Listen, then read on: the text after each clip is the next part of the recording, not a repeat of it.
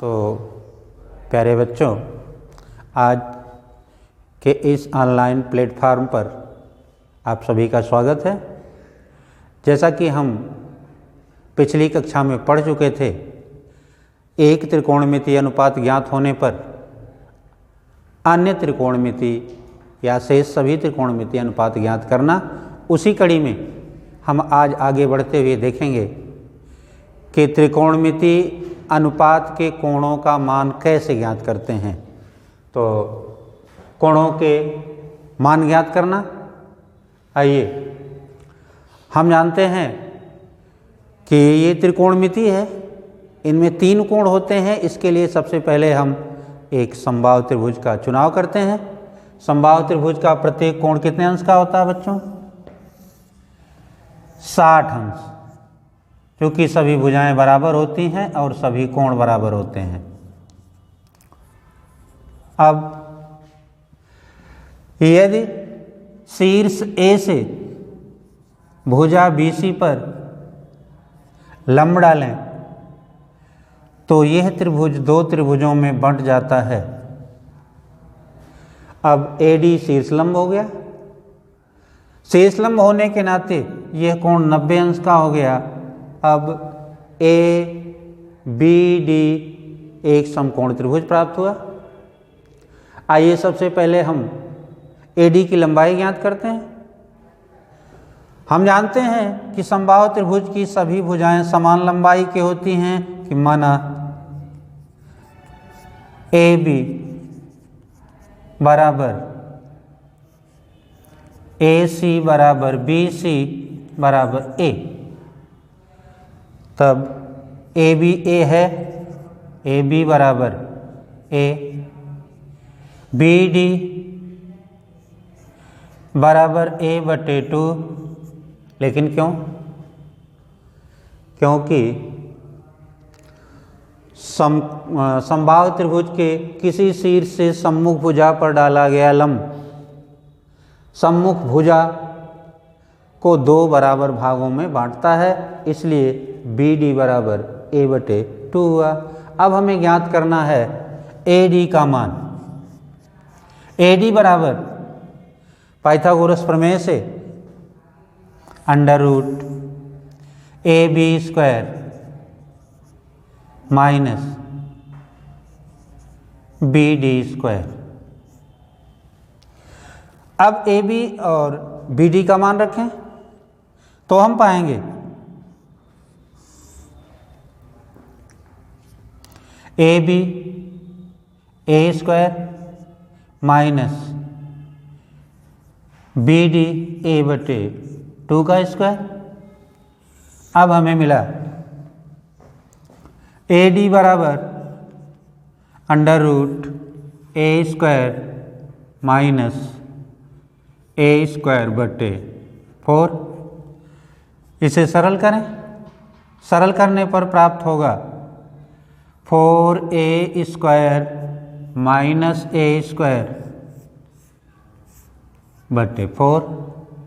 बराबर √3A² is equal to √3A/2। इस तरह से इस भुजा की माप हमको निकल गई √3A/2। ये A/2 हुआ, ये A हुआ। अब यहीं से हम, चूंकि शीर्ष लंब खींचा गया है और समबाहु त्रिभुज के किसी भी शीर्ष से शीर्ष लंब खींचा जाता है तो शीर्ष कोण को 2 समान भागों में बांटता है, इसलिए ये कोण 30 अंश का हो गया। अब यदि हम sin 60 लें, sin 60, तो हम पाएंगे साइन का अनुपात क्या होता है, क्या बताया गया था, याद है? लंब बटे कर्ण, लंब बटे कर्ण। यहाँ लंब भुजा कौन सी होगी? हमने उस दिन बताया था कि जिस कोण को लेते हैं उसके सम्मुख भुजा, उसके सामने पड़ने वाली भुजा लंब होती है और जिस पर ये कोण निर्मित होता है वो आधार भुजा होती है। तो इस प्रकार हम देख रहे हैं कि लंब AD और कर्ण AB हुआ। अब इसका मान लिखें। AD का मान है √3a अपान 2 बटे A।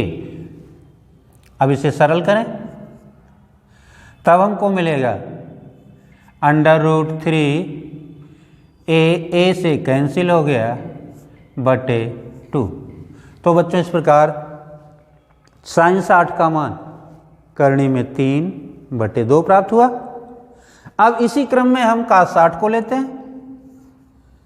cos 60 इस बार आधार बटे कर्ण होगा। आधार हमको यहां मिल रहा है BD, तो ये BD बटे AB, BD बटे AB। BD का मान है A बटे 2 और AB का मान है A बराबर A से कैंसिल हो जाएगा और ये 2 नीचे आ जाएगा। इस तरह से ऊपर 1 बचेगा 1 बटे 2। तो cos 60 का मान हुआ बच्चों 1 बटे 2। अब tan 60 लिया जाए। tan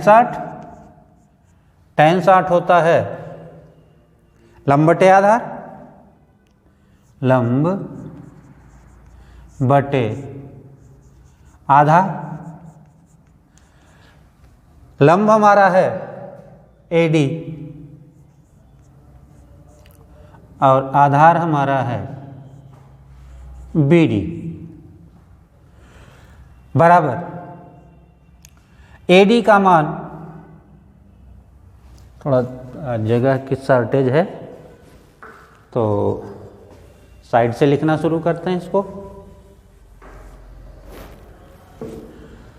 अब AD का मान है √3a अपान 2 बटे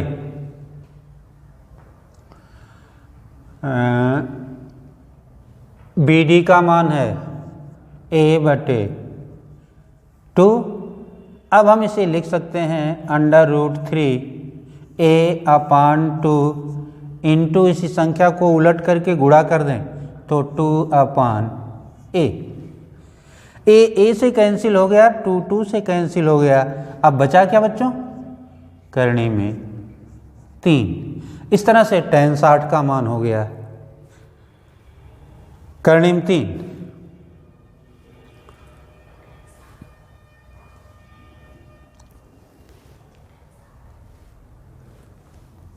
ये हुआ हमारा tan 60 का मान। tan 60 का मान यहां से लिखते हुए आए हैं। अब शेष त्रिकोणमितीय अनुपात इसके व्युत्क्रम होते हैं। यदि हम कोसेक का निकालना चाहते हैं तो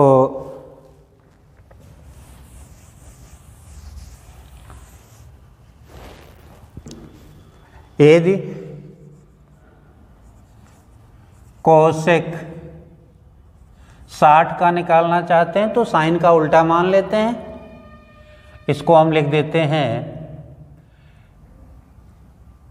1 बटे √3 अपान 2, या फिर इसी को लिखते हैं हम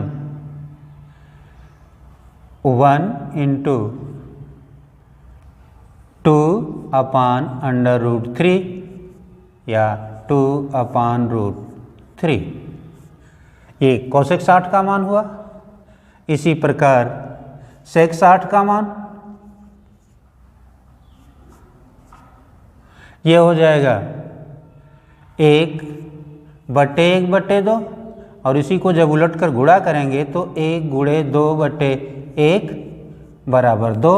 इस तरह से सेक 60 का मान 2 हुआ। अब कॉट काट यहाँ tan का उल्टा होगा, tan 60 का मान, tan 60 का मान इसी cos 60 का मान tan 60 के मान का उल्टा होगा। तो इसको हम लिख सकते हैं 1/करणी में 3। ये तो है बच्चों 60 अंश के त्रिकोणमितीय अनुपातों का मान। अब दूसरा कोण हमारा बचता है 30। इसी क्रम में हम 30 को भी लेते हैं।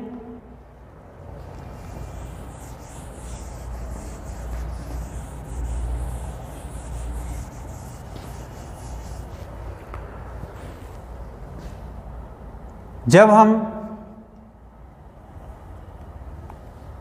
30 अंश के कोण को लेते हैं तो इस बार कोण में परिवर्तन हो गया। अब आधार भुजा और लंब भुजा दोनों में परिवर्तन हो जाएगा। ऐसी दशा में हमें इस बात का सदैव ध्यान रखना है कि यदि कोण परिवर्तित होता है तो आधार और लंब दोनों परिवर्तित हो जाते हैं। तो आइए अब यहाँ देखते हैं आधार क्या है। कोण बन रहा है भुजा AD पर, इसलिए AD आधार भुजा हुई, आधार भुजा, और BD सम्मुख भुजा है, इसलिए ये लंब भुजा हुई। अब sin 30 लेते हैं।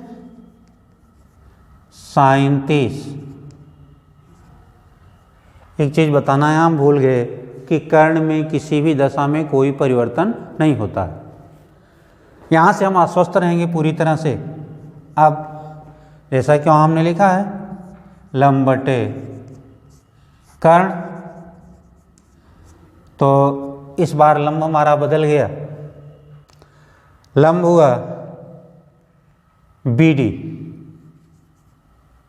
BD बटे कर्ण। हमने कहा कर्ण में कोई परिवर्तन नहीं होना है। अब इसी क्रम में इसका मान लिखते हैं। तो BD हम देख रहे हैं A/2 है और कर्ण A है। अब हम इसे लिख सकते हैं A/2 गुणे, यदि इसको उलट दें A/1 के रूप में तो 1/A हो गया। A से कैंसिल हुआ, अब ये हो गया 1/2। अब हमने देखा कि sin 30 का मान, sin 30 बराबर 1/2। इसी क्रम में अगले त्रिकोणमितीय अनुपातों का मान भी हम लेते हैं।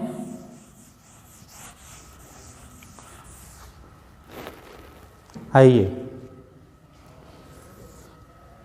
cos 60 होगा आधार बटे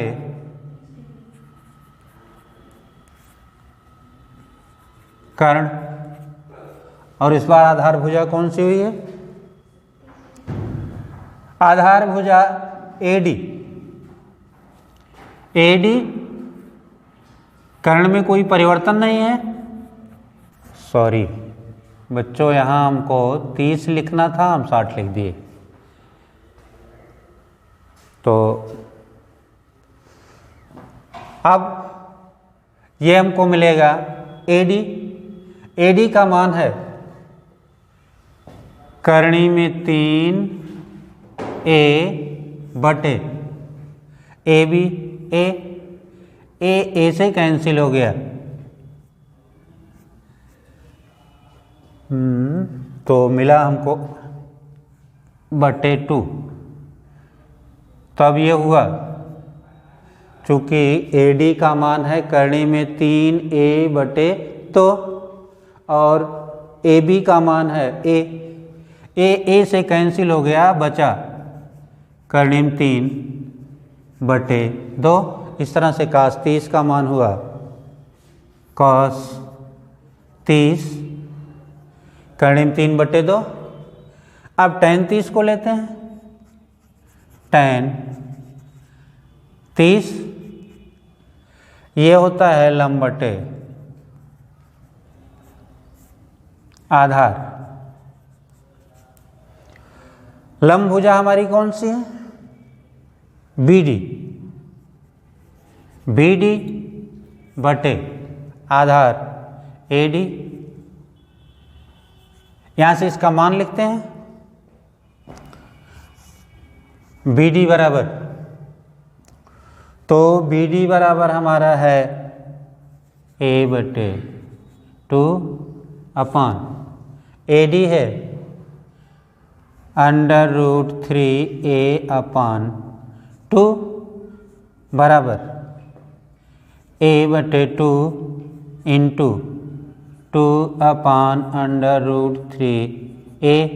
A से कैंसिल, 2 से कैंसिल, ऊपर 1 बचा, इस तरह से 33 1/√3 प्राप्त हुआ। अब ये 33 का मान हुआ। इसी क्रम में शेष त्रिकोणमितीय अनुपात, इसी को उलटने का अर्थ हुआ अंश को हर बनाकर या हर को अंश बनाकर हम प्राप्त कर लेते हैं, क्योंकि ये व्युत्क्रम अनुपात हैं। तो कोसेक 30 बराबर, तो साइन 30 का मान हमने क्या प्राप्त किया? 1/2। इसको उल्टेंगे तो 2/1 हो जाएगा, जिसे हम केवल 2 लिख सकते हैं। इसी तरह से सेक 30 तो कास 30 का मान हमने क्या प्राप्त किया है? इसे उलट देते हैं, 2/, करणी में 3, cot 30 बराबर, इसे उलट देते हैं, करणी में 3/1 बराबर करणी में 3। तो बच्चों हमने यहाँ से त्रिकोणमितीय अनुपात 60 और 30 अंश के मान प्राप्त किए। अब अगला मान हम 45 को लेते हैं। 45 लेने के लिए हमें समद्विबाहु त्रिभुज की आवश्यकता पड़ती है।